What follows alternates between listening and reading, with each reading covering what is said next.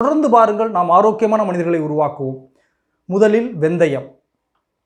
இதுதான் வெந்தயம். உங்களுக்கு எல்லாத்துக்குமே தெரிஞ்சிருக்கும். இந்த வெந்தயம் நாம் பண்டைய காலங்கள்லேருந்தே பயன்படுத்திட்டு வர்றோம். இட்லி, இந்த முக்குளி, பணியாரம் இதெல்லாம் சுடுறப்ப வெந்தயத்தை அதிகமாக பயன்படுத்துவாங்க. ஒரு நாளைக்கு ஒரு மனிதன் 20 கிராம் வெந்தயத்தை எடுத்துக்கொள்ள வேண்டும்.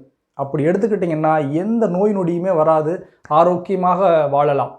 இப்படி இந்த வெந்தயத்தில் என்னெல்லாம் இருக்கிறது? வெந்தயம் அப்படின்னா என்னென்னா, இந்த பஸ்பமாக்கப்பட்ட இரும்பு அப்படின்னு பொருள். வெந்தயம், அயன் அப்படின்னா வெந்த அயன். பூமியில் இருக்கக்கூடிய இரும்பு சத்தை பஸ்பமாக்கி அந்த வெந்தயம் தனக்குள் வைத்து கொள்ளுகிறது. அதனால தான் வெந்த அயன், வேக வைக்கப்பட்ட இரும்பு பஸ்பம். அப்படி இரும்பு சத்து இவற்றில் அதிகமாக இருக்கிறது. மேலும் இவற்றில் என்னென்ன நோய்களை குணமாக்குவது என்று தொடர்ந்து பார்க்கலாம்.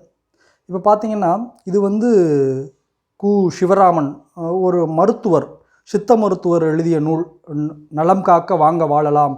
இந்த புத்தகம் மற்றும் வலைதளங்களில் சேகரிக்கப்பட்ட செய்திகளைத்தான் நான் இப்போது உங்களிடம் பகிர்ந்து கொள்ளப் போகிறேன். அதனால் நீங்கள் எந்த பயம் கொள்ளாமலும் இவற்றை நீங்கள் பயன்படுத்த முடியும். இந்த வெந்தயம் எதற்கெல்லாம் பயன்படுகிறது என்றால், இவற்றில் துவர்ப்பு சத்து, கசப்பு சத்து அதிகமாக இருக்கிறது. வெந்தயத்தில் நார்ச்சத்து அதிகமாக இருக்குது. சுகர் இருக்கிறவங்க டெய்லி ஒரு 20 கிராம் தண்ணியில் ஊற போட்டு அந்த தண்ணியோடு சேர்த்து காலையில் அந்த தண்ணியவும் குடிச்சிடணும், இந்த வெந்தயத்தையும் சாப்பிட்றணும். அப்படி சாப்பிட்டுக்கிட்டே வந்தீங்கன்னா சுகர் போயிடும், இரத்த கொதிப்பு வராது. நம்ம கொழுப்பு இருக்கு இல்லையா, ரத்தத்தில் இருக்கக்கூடிய கெட்ட கொழுப்பை இதை குறைக்குது. கெட்ட கொழுப்பை முற்றிலும் குறைத்து நல்ல கொழுப்பை அதிகப்படுத்துது இந்த இது. அப்புறம் காய்ச்சல் வந்ததுன்னு வச்சுங்களேன், இந்த வெந்தயத்தை என்ன பண்ணணும்னா கொதிக்க வச்சு அந்த வெந்நீர் இருக்குல்ல, வெந்தய நீர், அதை 3 வேளையும் குடிச்சிங்கன்னு வச்சுங்களேன், காய்ச்சல் போயிடும்.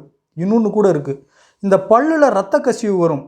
அந்த இரத்த கசிவு வர்றப்ப என்ன பண்ணணும்னா, இந்த வெந்தயத்தை நல்லா ஊற வச்சு பேஸ்ட் ஆக்கி நம்ம பேஸ்ட் மாதிரி எடுத்து பல்லு விளக்கணும்னு வச்சுக்கோங்க. ஒரு 30 நாளைக்கு இந்த இரத்த கசிவு எல்லாமே, பல்லில் ஏற்படக்கூடிய இரத்த கசிவு எல்லாம் போயிடும். பிறகு ஆஸ்துமா நோய் வந்ததுன்னா இந்த வெந்தயத்தை வேக வச்சு அந்த தண்ணீரை எடுத்து தேன் கலந்து நீங்கள் சாப்பிட்டீங்கன்னா கண்டிப்பாக அது குணமாயிடும். திரும்ப மூட்டு வலி வருதுன்னு வச்சுங்களேன், இந்த வெந்தயம் அப்புறம் பெருங்காயம் இதையெல்லாம் பேஸ்ட் மாதிரி நல்லா ஊற வச்சு ஆட்டி அந்த பேஸ்ட்டை மூட்டு வலி இருக்கக்கூடிய அந்த வலிகள் இருக்கக்கூடிய இடத்துல, மூட்டு வலி இருக்கக்கூடிய இடத்துல போட்டிங்கன்னு வச்சுங்களேன், கண்டிப்பாக அதுவும் குணமாகிவிடும். இதில் என்னென்ன, இந்த வெந்தயத்தில் என்னென்ன இருக்குதுன்னு பாருங்களேன். கார்போஹைட்ரேட் இருக்குது, ஃபேட் இருக்குது, புரோட்டீன் 23 கிராம் இருக்குது, விட்டமின்ஸ் தைமோனைன் இருக்குது, நிறையா விட்டமின்ஸ் இருக்குது பாருங்கள். B1, B2, B3, vitamin B6 இருக்குது, விட்டமின் C இருக்குது, minerals calcium, iron, magnesium, potassium, zinc, இதெல்லாம் எத்தனை பெர்சன்டேஜ் இருக்குதுன்னு பாருங்கள். அதனால தான் இந்த வெந்தயம் மிகப்பெரிய மருத்துவ குணமாக பயன்படுத்தப்படுகிறது. இப்படிப்பட்ட இந்த வெந்தயத்தை நாம் தினந்தோறும் உணவில் எடுத்துக்கொள்ள வேண்டும்.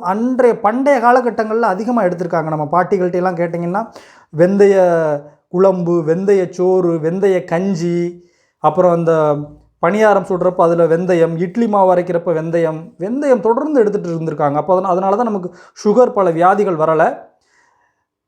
அதனால் வெந்தயத்தை எடுத்துக்கொள்ளுங்கள்.